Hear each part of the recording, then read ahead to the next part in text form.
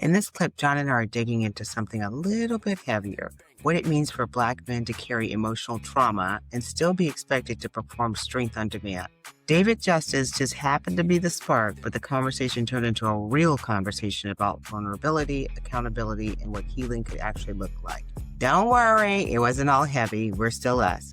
Let's unpack this one together in the comments. So this gets into this other issue with respect to trauma response in Black women and how it is that some Black men believe that a lot of Black women believe never should a bad thing be said about a Black woman. And if you are either talking bad or thinking bad about a Black woman, it's like you calling someone the N-word because, God forbid, Mr. Justice says this woman didn't do this, this, this, and this. And so they will say, how dare you, like you said, how dare you, David Justice? You haven't done anything in 30 years.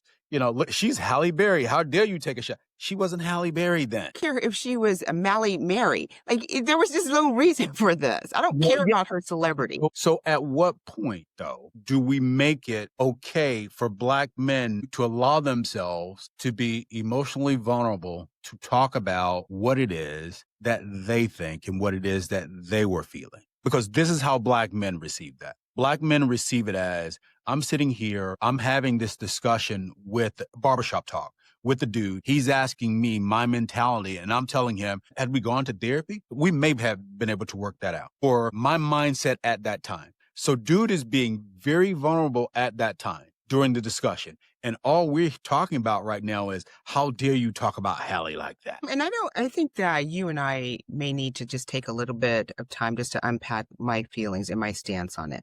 It's not the fact that he's talking about and speaking his truth about a relationship. It's the fact that that wasn't the question. And there was no reason for him to bring that up, in my opinion. I don't think that was the question. I don't think that was the place.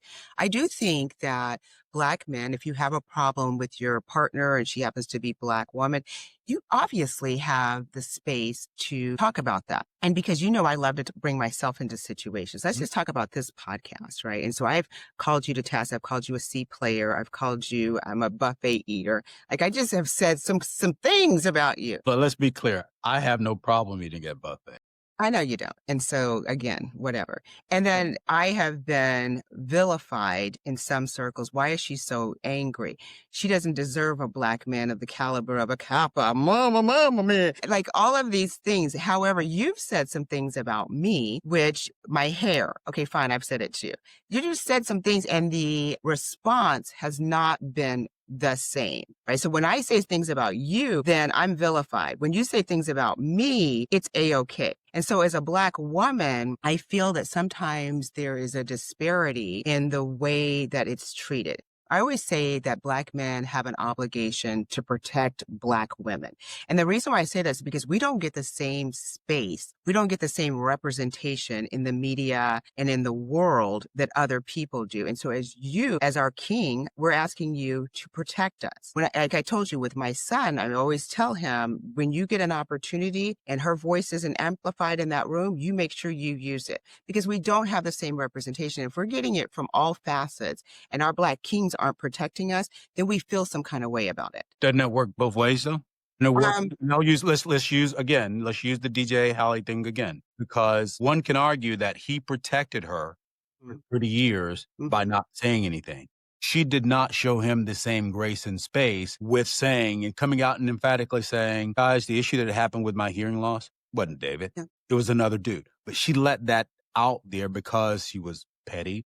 We don't know. Bad. Yeah. These are all of your adjectives. Well, allegedly. For whatever reason, she didn't do it. And I agree with that's a fair point.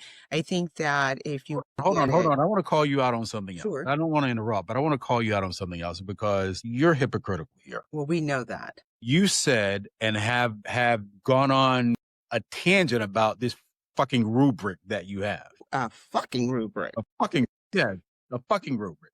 So you're saying that a Black man can't have a rubric and say, I want someone who does X. No, I didn't say that. No, that's what you said. You said no, I didn't say that. You can have whatever you want. You can have whatever rubric you want. But my problem is, and it can be for both genders, right? That we think that as soon as we get married or we partner up with someone, then they're going to change. I'm pretty sure she wasn't cooking and cleaning the 5 months that you were dating. And then all of a sudden, now that you put a ring on it, she's supposed to turn into Hazel or some other maid. Like, stop. That is It's like if I didn't do those things prior to, if I wore booty shorts and 3-inch heels when I met you, don't think I'm going to dress like Laura Ingalls as soon as we say I do, because that is I wasn't dressing to attract you. I was dressing for myself, and that's who I am. So don't try and change me once we get married. Don't have different expectations. For me, I say, if we have a sleepover, you should know that my closet looks like war-torn Bosnia. I'm coming to bed with a bonnet on and coconut oil slicked all over my face, because that's just who I am. So you should know that. I'm not going to go and say, I'm not going to wear this bonnet tonight, or I'm not going to do my facial routine for this one night. No, I don't think so, because this may not work, and I'm not jeopardizing my skin for you. in other words, you're messy is what I hear you saying. Well, the That trauma closet is scary. Oh, Jesus. The trauma response thing. And speaking as a Black man, because I hear this a lot, and this sort of ties back into a previous episode we had about Black men being emotionally vulnerable and wanting peace. That peace meme that we talked about a few weeks ago. And it's the thing that I think escapes a lot of women is, I don't care how fine you are or what you bring to the table. There's this theory that goes, no matter how good you look, there's someone somewhere tired of dealing with you. And I've heard that a lot in my life. So, It was real familiar to me.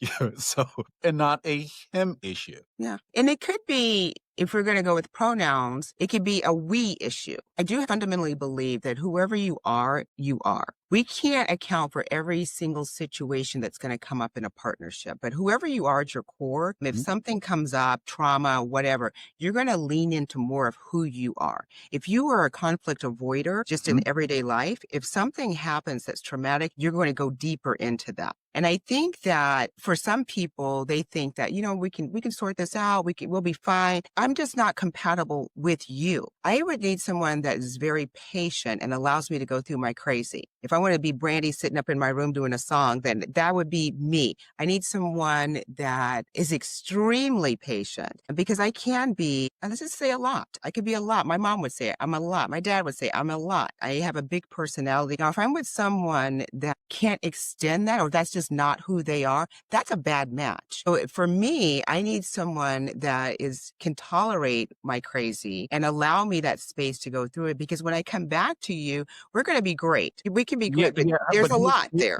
There's a problem here. You want Job. I want Job. I do want Job. I totally want Job. That was a good one, John. I'll give that one to you.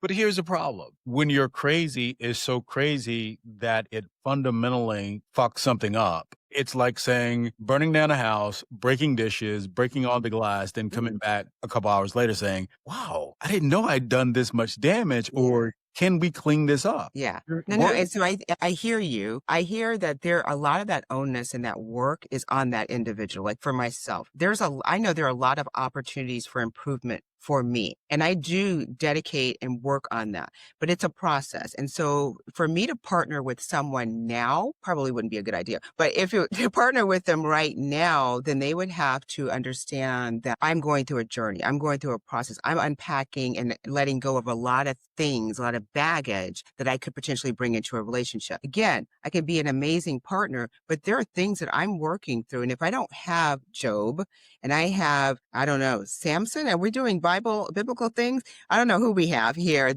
or David, and he just throws me out into war and I'm like, good luck, lady, that it's not going to work. And so I think that it's important for people to first understand what they're seeing when they're dating and know that that's probably going to carry through in a partnership. And are you okay with it? Are you truly okay with it? Not that it's okay right now, because like I said, I feel like if trauma happens, they're going to lean more into that personality or those traits. And so are you okay with that? And then being able to let things go. I talked about that I'm usually a penguin in relationships and I stay too long. But I also can say that I am a victim of sunken cost, that I feel like, oh, I've invested this, I've done this, I don't know when to let go. And so you have to be able to say, this isn't working, I'm going to let this go in a healthy adult way. She's going to be great sometimes, but there are going to be times where I'm going to need to step back and be like, okay, crazy, I'll call you in about a couple of days. What I hear you saying is that we need to be cognizant of the fact that everyone comes with some type of baggage. Especially at this big age, right? Right. So A lot of Well, baggage at this big well, age. I think age is a factor, but age is not, because you could have an 18-year-old who's gone through a lifetime of trauma in terms of what it is that he or she dealt with to get to 18. So from that standpoint, I think it is important to have those conversations. And I also believe it's important. This is just John's theory, and we can start a thing called John's theory if we want, because Don't do that. No one agreed to that. that in a relationship, you need to go through the seasons, meaning the Mm. 4 seasons of the year: summer, winter, fall, spring, because I think that allows you to see how a person handles certain situations, how a person deals with things emotionally, spiritually, physically, financially. And one of the things that I think we don't do is have conversations about red lines in terms of what red line for you in a relationship and what may be a red line for someone else in a relationship, and say, okay, I'm okay with this, this, this, this, and this. I'm not okay with this, this, this, this, and this. Because if we're having those adult conversations along that journey in terms of developing a relationship, then 5 months in, like you said, if you met me and you knew I was wearing booty shorts and heels, you should not now expect that I'm going to be wearing balls that cover everything. I'm covered head to toe, and I'm not showing what it is that I was showing when you first met me. What say you about that? Couple of things. I agree with the seasons. I'm going to extend that out, but a quick little story. When I first got married, one of my mentors, he was telling me a story about his second wife. So he got a divorce, and then he wrote this list of every single thing that he wanted in a partner. He saw his current wife across the room, and he asked me, he goes, well, how many things on the list do you think that she had? I don't know, 5, 0, none of those things. She's the complete opposite of him. But what they have done is that they have established, like you said, those red lines. These are the things that are non-negotiables in this relationship. And because they respect and love each other, they honor those things. So I agree with you there. Second thing I was going to say is that not only seasons, I think it's important to see people in their natural environment. So like for my husband and I, we went through premarital counseling, and then because he's Catholic, I had to go and endure that thing. But there were things that happened in the marriage that just weren't accounted for. So I think it's important to see people in their natural environment. By that, I mean how they're interacting with their friends, how they interact with their family, how they interact with the wait staff. Like if you're rude to the wait staff for no reason, that's a no for me. Like, why? It just tells me something about your character. And then like for the family, my family is extremely important to me. So if there's distance with your family, and like for Thanksgiving, I'm fine with having 25 people over and we have pallets all over the place. I love it. But if I have a partner that's like, no, they can't stay in our house, they can't, I'm like, that's not going to work for me, because I am extremely tight with my family, and my partner, I would also want to have a relationship with his family. It's just those little things that I think that you have to be aware of. I'd always told my youngest son, don't marry anybody until you live with them. I know that's completely different. But I said, agree with that, but go ahead. I know a lot of people don't agree, but I say you need to live with them. But I kind of went off of that with him because he also is a victim to sunken cost. And if he says, this is what he would do. He would be like, okay, we got an apartment, so I better stay here for the 9 months. I was like, sometimes you need to be the gambler. You need to know when to hold them, know when to fold them, know when to walk away. You just Did you like love that, the 70s and 80s. John, did you like that?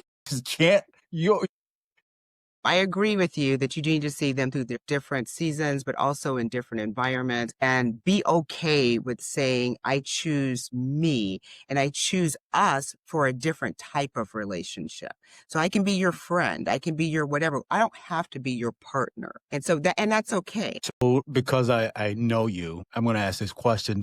So at any particular point when you were going out, did you go to dinner with someone and they see you eat? In the comments, someone said, why you got to be so mean? Because you're Bring up stuff. Enjoy my food. Yeah, but so does my body. It enjoys it. They have to be all over you. So when I first started dating, she said, here's some advice for you. When you first start dating, you should eat as much as you possibly can that first time. And I was like, oh, why? She goes, because they're never taking you out again the way you eat. Yes, I do eat. I enjoy my meal. Buffets, because you be food all over you. Thank you again for spending time talking to us this week.